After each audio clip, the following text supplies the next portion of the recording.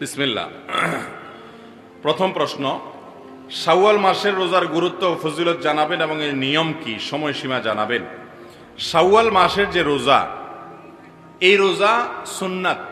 নবী করিম সাল্লাল্লাহু আলাইহি সাল্লাম শাওয়াল মাসে 6টি রোজা রাখার নির্দেশ আমাদেরকে করতেন ওই মাস উপলক্ষে।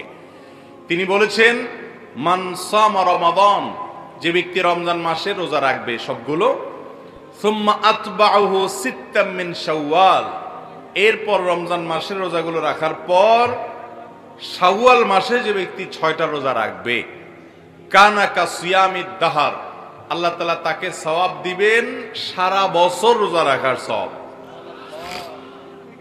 সারা বছর রোজা রাখার সওয়াব কিভাবে হয় এ সম্পর্কে অনেক উলামা ইকরাম, মুহাদ্দিসিন ইকরাম চমৎকার একটা ব্যাখ্যা দিয়েছেন। সেটা হলো, রমাদান মাস ধরেন সর্বোচ্চ 30 দিন হবে পুরা মাস, আর শাওয়ালের 6, 30 আর 6 কয়টা হয়? 36। এই 36কে যদি আপনি 10 দিয়ে গুণ দেন কত হবে? 360। চান্দ্রবর্ষ সৌরবর্ষের চাইতে কয়েকদিন কম হয়।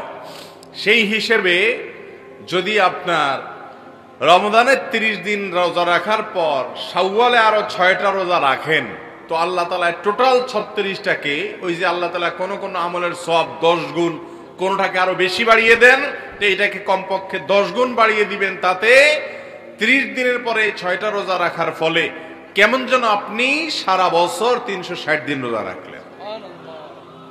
এই জন্য এই সুযোগ হাতছাড়া করা উচিত না। শাওয়ালের 6 রোজা, এটা আমরা কখন রাখবো?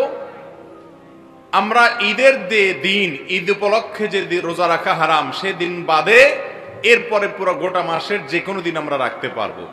এমনকি কেউ যদি শুধু শুক্রবারের সুযোগ পায়, শুধু শুক্রবারে রাখবেন। শুধু শুক্রবারে রোজা রাখা এমনি, শুধু জুমার দিনে রোজা রাখা এমনিতে নিষেধ হাদিসে।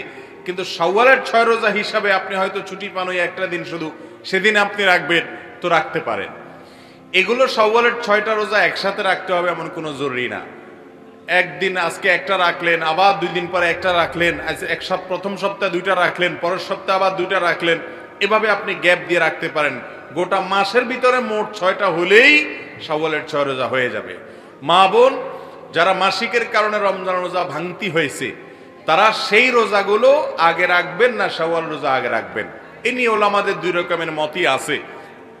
অনেক স্কলারগণ বলেছেন আগে রমজান রোজাটা পুরা করবেন, কাজাগুলো রাখবেন, এরপর শাওয়ালেরটা রাখবেন। কারণ হাদিসে আসছে, মান সামা রমাদান, যে ব্যক্তি রমজানের রোজা রাখলো এরপরে আসছে শাওয়ালের রোজা রাখলো, তো আপনার রোজা তো বাকি আছে রমজানের, সেগুলো রাখবেন, তারপর শাওয়ালের 6 রোজা রাখবেন। যদিও অন্যান্য উলামা ইকরাম বলেছেন যে না, রমজানের রোজা যদি কেউ পরেও রাখে অসুবিধা নাই, শাওয়ালেরটা তো ওই মাসের মধ্যেই রাখতে হবে। শাওয়াল মাস চলে গেলে যদি আপনি রাখেন, এই 6 রোজার সওয়াব আর পাবেন না, এটা সাধারণ রোজার সওয়াব হবে।